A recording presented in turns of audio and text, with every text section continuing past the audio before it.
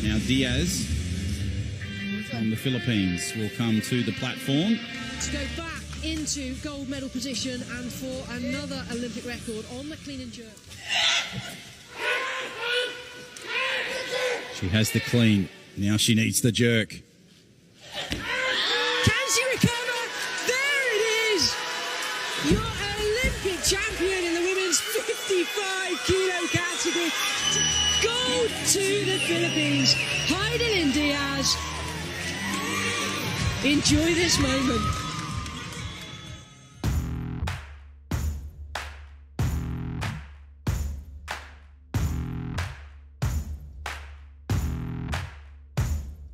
Hindi ko ma-imagine na pumunta ako dito.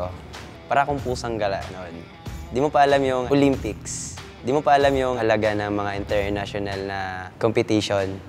Yung mindset ko dati, ang tamad ko noon. Wala akong goal na mag-Olympics ako. Wala akong goal sa future ko. Yung isip ko lumilipad po. Walang patutunguhan.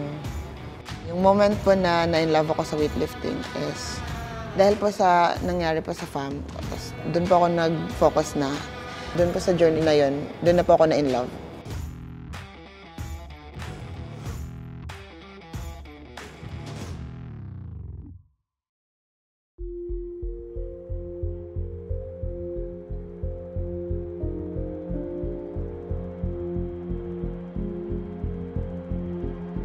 Dati po, hindi ko talaga alam yung weightlifting. Siyempre, parang batang kali pa po noon. Yung weightlifting po is, ginagawa lang po naming hobby after school po kasi wala po kaming magawa. Hanggang sa nakapag-compete po kami ng mga regional na batang Pinoy po. Doon na po namin nagustuhan yung weightlifting kasi magkakasama po kami.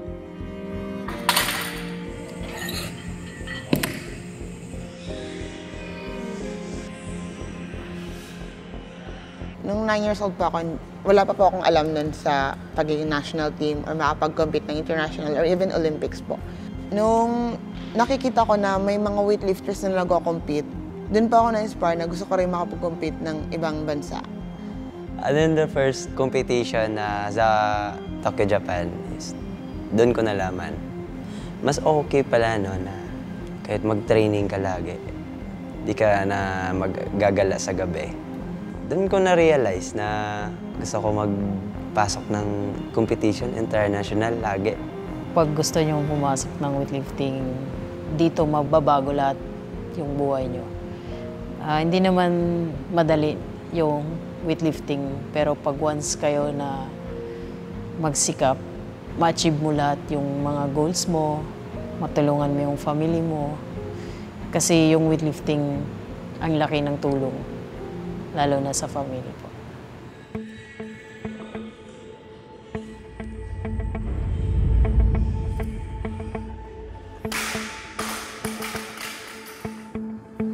Noon kasi wala pang parang wala kang mararating. Kasi mas mahirap talaga yung buhay noon na manghingi ka na lang ng pera, pangkain, pagsasabihan ka pa masakit bago ka bibigyan. Na-change po yung buhay ko dito sa weightlifting dahil sa mga achievements po. At saka yung sarili ko, kung ano yung gusto kong bibilhin dati, kaya ko nang mabili. Tsaka pag gusto kong kumain, makakain ako agad. Hindi katulad dati na pag gusto mo kainin, hindi mo makakain kasi wala kang pambili. Sa akin kasi is masakit kasi sa akin na parang time na ikaw lang. Yung walang ibang tao na binibigyan ka ng halaga. Para akong walang future talaga. Tapos, nung time talaga na pumasok ako, doon ko naisip na meron pa pala akong pag-asa sa buhay. Nung bata pa ako, nagtitraining ko, butas-butas pa. Yung mga sapatos namin is makikita pa yung mga daliri dun sa paa. And then kahit ulan, baha, nagtitraining kami. Then wala kaming mga suit, mga ganitong leggings. Minsan butas pa sa puwet. So, training pa rin. yung pag-weightlifting ko po is parang nagkaroon na po siya ng purpose. Like dati po kasi wala lang po sa akin yung weightlifting. Like naglalaro lang ako, nagtutraining lang na walang goal na manalo ng international. Yung parang nagtatrain ako, nagko-compete ako to enjoy lang po. Naging breadwinner po ako ng family ko. Yung moment po kasi nanalo sa T-Hides is nakatulong po siya sa family niya. So parang doon po naisip na, okay, pag nag-focus ako sa weightlifting, malaki rin yung maitutulong ko sa family ko. Na listen learn ko lahat na kailangan ko pala magsikap pa. Kasi pag once na magsisikap pa ako, kung ano yung mga narating ni Heidi, kaya ko din marating po. Yung weightlifting yung bumubuhay sa akin. Weightlifting lang ang nagbibili ng mga bagay na kailangan ko. Kung paano ako naging ngayon na nakapunta ng ibang bansa. Kasi noon talaga, wala. Dito sa weightlifting, kailangan ko na i-sacrifice yung mga isa-sacrifice ko na kailangan sa journey para mag-goal po ng Olympics. Mahalin mo na lang yung weightlifting. Mahalin mo yung weightlifting, yung future darating yan.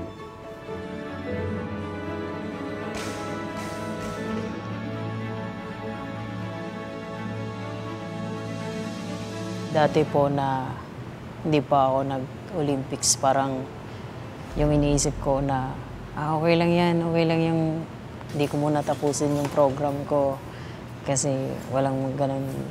Tapos nung start na nag-Olympics na ako, parang manghihinayang ako pag hindi ko matapos yung program ko. As everyday ako mag-extra sa training, parang lalo ko pa talagang damihan yung mga ginagawa ko para mag-improve yung mga buhat ko. Sa training kasi, pag na-miss mo yung isang araw lang, naka-program kasi yan lahat. So sa isang araw ma-miss mo yan, para kang nawawala ng 1,000,000. Yan siya kahirap. Magti-training ka, may sakit ka, wala kahit may sakit ka, kailangan mo pa rin mag-training. Pag na-miss mo yan, yung ilang days pag ilang days mo na-miss, yan, mawawala yung technique mo. 6 months or 5 months po ako na hindi makabuhat ng maayos dahil sa history ng injured ko na may halong trauma pa po. Tapos parang hindi ko na iniisip na makabawi pa ako. Parang minomotivate ako ng coach ko kasi nung time na yun na mga nadaanan ko, na-depress ako noon. Parang gusto ko mag-quit ng weightlifting dahil sa hirap ng mga pagsubok. Sinabi ko sa coach ko na, coach, gusto ko pa maglaro ng Olympics.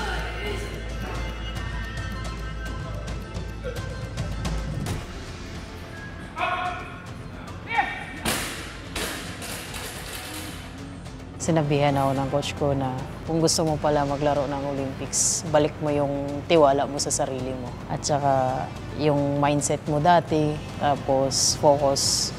Tinitrain niya ako, minimotivate niya ako. Tapos doon sa Thailand po, nag-boom.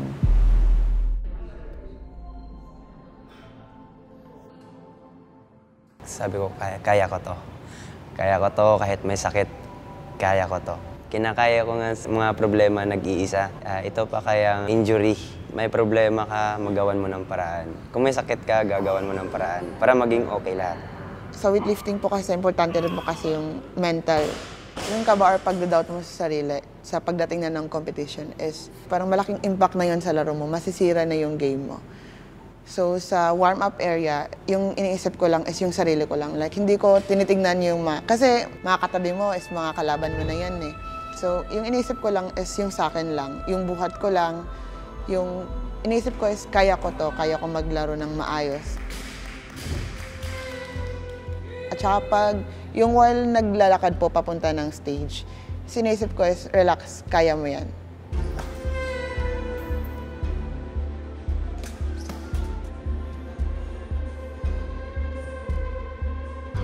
Pag once na nabubuhat mo yung target mo, tapos yung mag-buzzer na yung referee, tapos mag-road lift ka. Siyempre, yung pagbagsak mo ng barbell. ang saya sa feeling na nabuhat po. Parang yung lahat ng ano ko, parang na-achieve yung mga goals ko na ito na yung hinihintay ko talaga. At saka yung nabuhat ko na sa harap, sobrang saya ko doon kasi ito yung dream ko na makapaglaro talaga ng Olympics. Olympics is dream ko talaga yun. May mga tao na sinasabihan ka na, di kaya sa Olympics yan. Malakas yung mga ibang bansa na lalaki. Babae na lang yung mga mas mataas yung chance na mag-qualify sa Olympics. Ginagawa kong inspirasyon yung mga tao na minamaliit ako. So yung moment na nakapag-qualify na ako, natahimik ako na hindi ako makapagkwento sa kanila na hindi kagaya ng ibang reaction ng iba na yung masaya, tas nag-enjoy na sila or kinukwento nila sa ibang tao. Ako natahimik ako na napapaisip sa lahat ng mga nangyari, sa lahat ng struggles na pinagdaanan, sa lahat ng iyak, sa lahat ng sakit. As in, napaisip ako na naging worth it lahat ng sinakripisyo ko, naging worth it. Sobrang happy talaga na mabuhat yung mga hindi mo nakuha sa training. Pag nabuhat mo sa stage, magugulat ka. Ginugulat mo yung sarili mo. Nakuha pala. Kaya pala to, pero sa training, di pala nakukuha.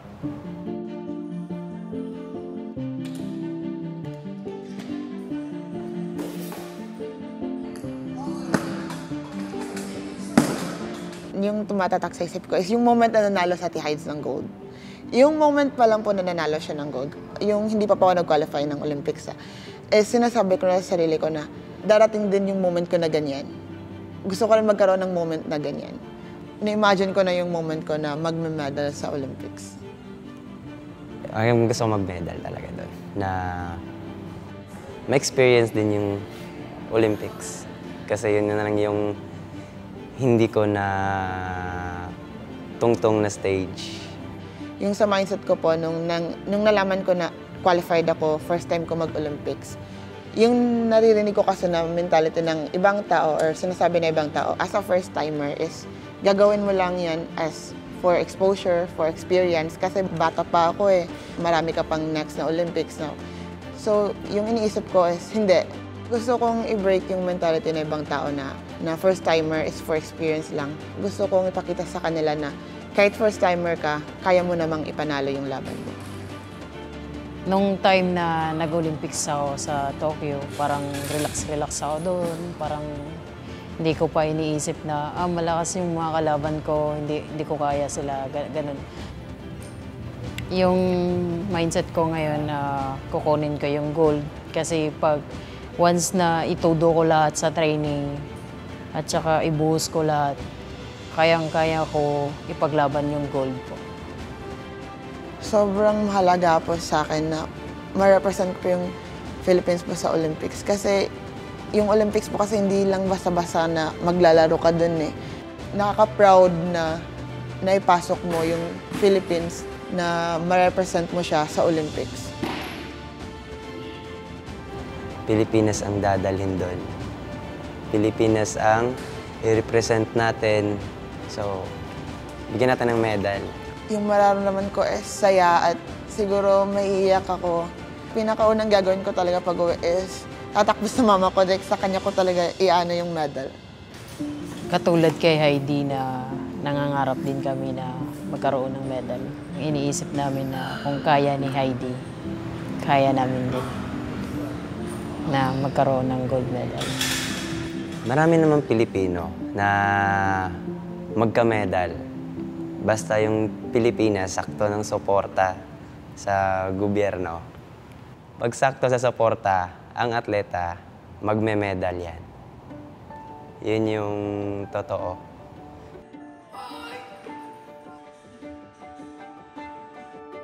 Gusto ko lang sabihin sa 9-year-old Vanessa na ginagawang hobby lang dati yung weightlifting. Dumating ka na sa pinaka-ultimate goal ng lahat ng atleta.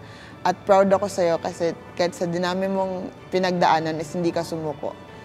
Lalaban ka na para sa Pilipinas sa Paris Olympics.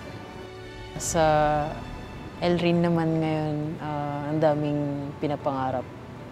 Number 1, yung family ko na matutulungan ko.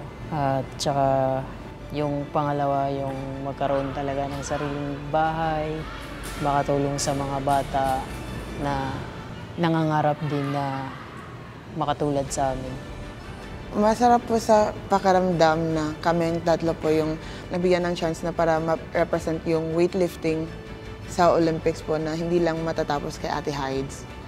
Masarap po sa pakiramdam na isa kami sa magiging inspirasyon rin sa mga future kids na weightlifters po na mag-i-aim din po ng Olympics. Lahat kasi ng weightlifting galing sa mahirap. Tsaka gusto ko sila tulungan sa pagsusuporta sa mga kailangan nila. Kung ano yung meron sa akin na kaya kong itulong sa kanila, ibibigay ko po para makatulong talaga sa kanila. Kahit gaano man kahirap yung pagdadaanan mo is never napasok sa isip ko na mag-give up or never naging option yung pag-give up. Tsaka kahit ilang beses man nila i-try na i-down ako or i-down ng ibang tao, patuloy pa rin akong lumalaban. Parang tinuruan po ako ng weightlifting na hindi susuko agad, na maging matatag ka sa lahat ng mangyayari sa buhay mo, sa lahat ng struggles na iba to sa'yo. Hindi ka basta-bastang natutumba.